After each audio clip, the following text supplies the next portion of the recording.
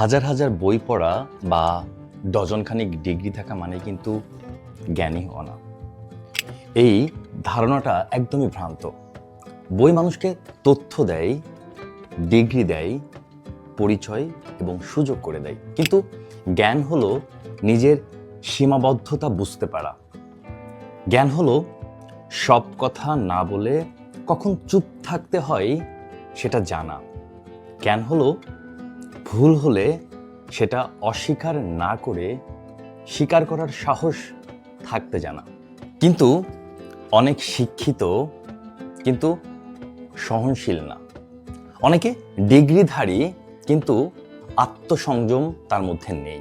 আবার কেউ খুব বেশি পড়েনি কিন্তু মানুষ চিনতে জানে, পরিস্থিতি বুঝতে জানে। জ্ঞান বইয়ের পাতায় থাকে না, জ্ঞান ধরা পড়ে তার আচরণে, সিদ্ধান্তে আর নীরবতায়।